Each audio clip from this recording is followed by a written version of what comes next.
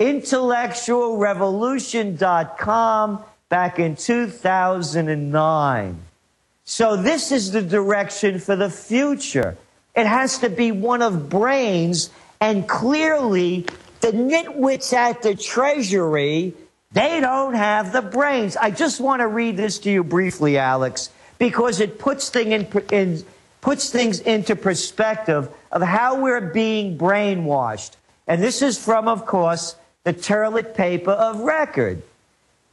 The transcripts of the 2006 meetings clearly show some of the nation's preeminent economic minds did not fully understand the economy that they were in charge of supervising. The most preeminent minds. What a bunch of beltway wankers. Well, no, that's what they do. They have this appeal to experts, and they roll out paid hacks, and they'll say, is it credible that Ron Paul, I saw this on the news last week, says that Israel created Hamas? And the lady says, no, it's not credible. When Israel admits they did, it's like saying, is it credible Ron Paul said that ducks have beaks? And she goes, no, everyone knows they have the mouths of wolves. And they're like, see, is it credible that Ron Paul says the sky is blue? And she's like, no. And it's this where they sit there like con artists in plain view and tell us what reality is. Since you mentioned it, Gerald, the whole thing's up at Infowars.com. I want to play part of it. New Ron Paul ad, war propaganda that we posted on Infowars yesterday. Here it is. We're going to find out massive evidence of weapons of mass destruction, massive evidence of weapons of mass destruction. All those things that you predict are going to come true, and a lot of people that have been laying out the case against us are going to be very embarrassed. Intelligence gathered by this and other governments leaves no doubt that the Iraqi regime continues to possess and conceal some of the most lethal weapons ever devised. Iraq provided training in these weapons to Al-Qaeda. Listen, these folks are determined. These are killers. They chop people's heads off. They're getting money from around the world. They're getting recruits. It turned out, as we discovered later, that a lot of the sourcing that had been attested to by the intelligence community was wrong. I deeply regret that the information I presented, which was multi-source, was wrong. We thought he had weapons of mass destruction. It turns out he didn't. Those weapons of mass destruction got to be somewhere. 18 people were killed in Iraq. Nope, no weapons over there. As many as 4 people are dead and 15 wounded after a car bomb exploded on Tuesday. Maybe under here. Very embarrassed. In light of the fact that we did not find the weapons of mass destruction, would you do the same thing all over again?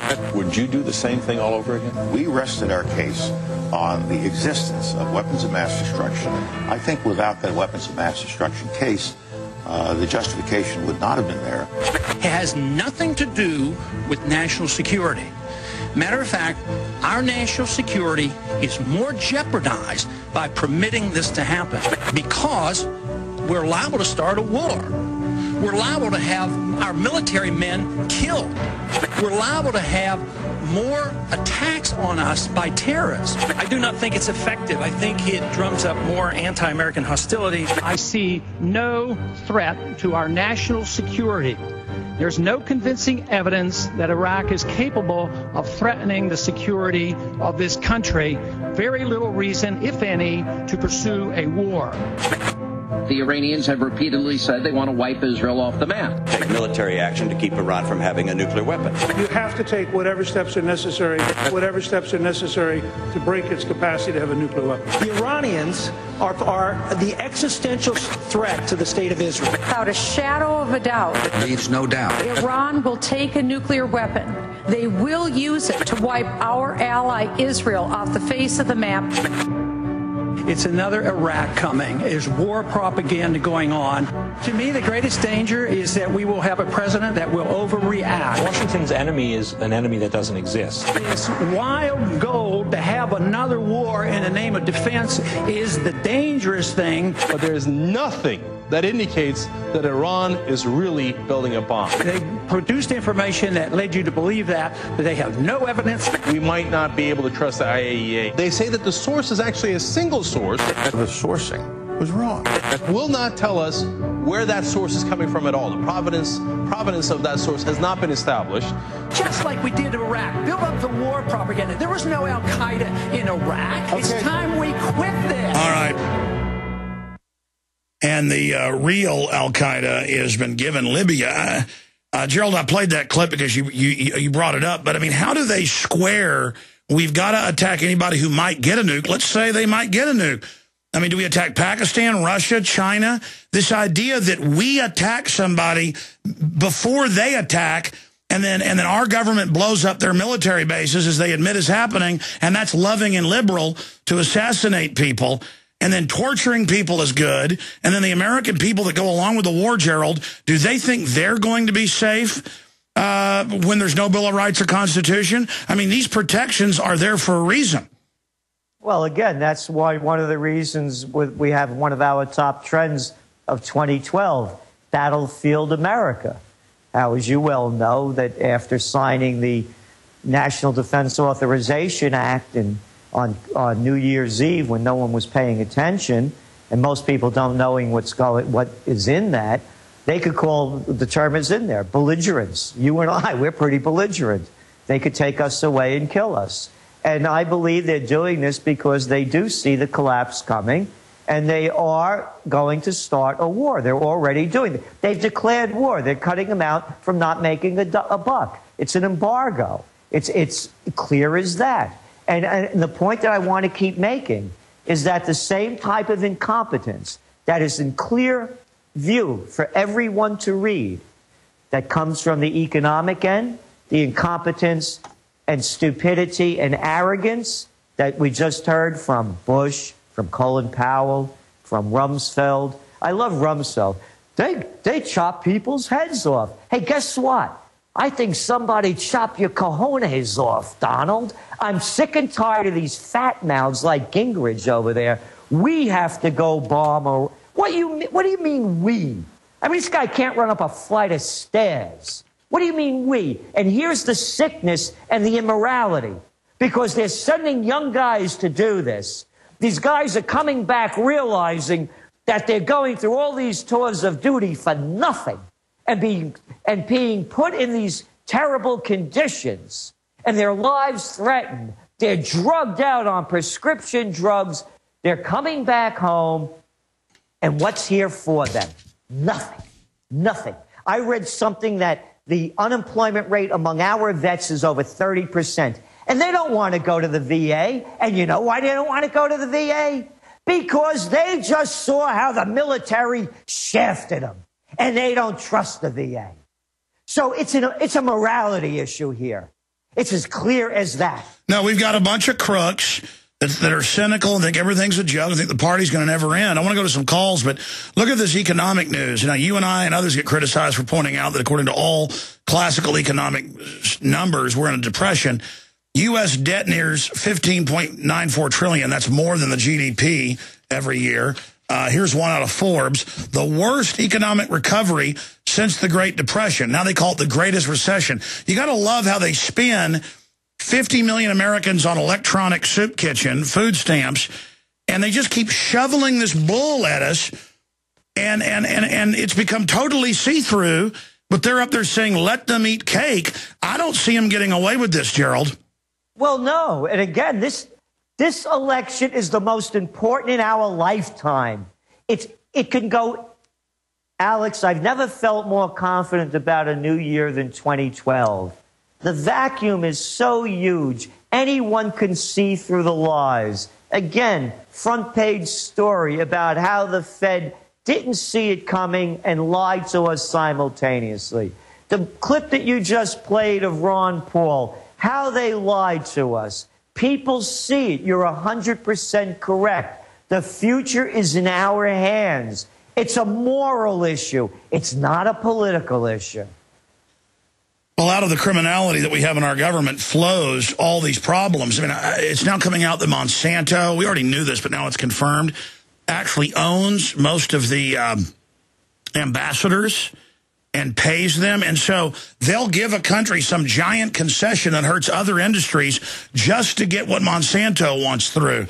I mean, there's just no end to this espionage. This is corporate globalist espionage through our government. Look at how Goldman Sachs runs all the country ministers that they're gutting. I mean, it's real simple. It's a hijacking. Again, as I said it, it's as old as the scriptures. The money changers are in charge. It's the love of money being the root of all evil. I just didn't make that one up right now. And you can look, and the ties are the same. Look at the war profiteers from this Iraq war. Oh, and they'll come up, they can't find $85 billion. And then, hey, what's for lunch? I mean, come on. It's one thing after another.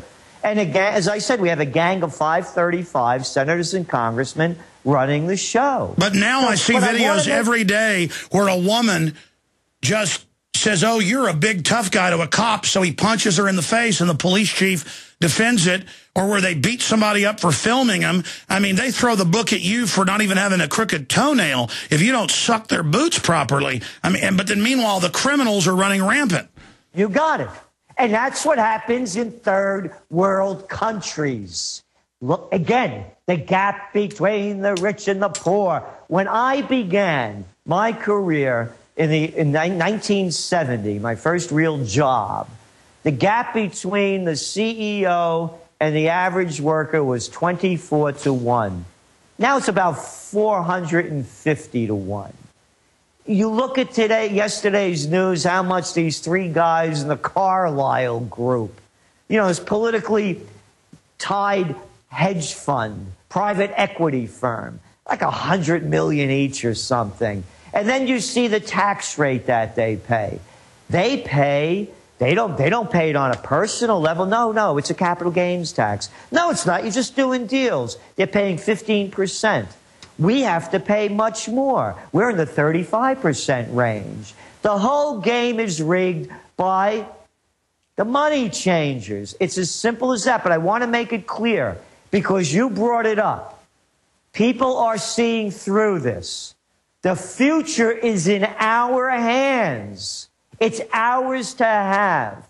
And I have to say, I have never been so pro a candidate as I am, and I make this clear. I don't agree with Ron Paul on a lot of libertarian issues. I want the CFTC, the Commodities Future Trading Commission. I want the SEC. The point is he is an outsider. The system is attacking him, and that right there lets you know that's why he's the man for the job. And look at how they're throwing everything they've got at him, and he would be the candidate, presumptive winner for the nomination if they weren't throwing everything they had at him. But despite that, he's still rising, and they are pulling their hair out. They relish, the prostitutes do, the term you coined, that they can't just tell us what reality is now, and we don't just fall down on our knees and worship these little chicken neck teleprompter readers when they lied to us. I want to go to some calls here, but make a comment on the prostitutes running out of bullets and just discrediting themselves in the process. Oh, yeah. I mean, you see it all the time. What was this guy King? Was it John King, Queen, and his wife, Donna Bash? It's on the video, her saying how worried she was in the Republicans. This is CNN, that if Ron Paul wins, if he keeps going. And the other issue here, and I want to make this really clear, 4 more years of Obama, people are going to wish that Bush was back. Unbelievable. Let's go to Brian in North Carolina, and then we'll go to Jeff and Alaric and everybody else. Brian, you're on the air.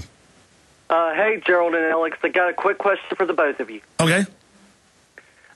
What do you think about E1 Corporation's YouTube worldwide blockade of not just your 2007 documentary, In-Game Blueprint for Global Enslavement, but they could censor the Obama deception, which you and Gerald Celente were both on?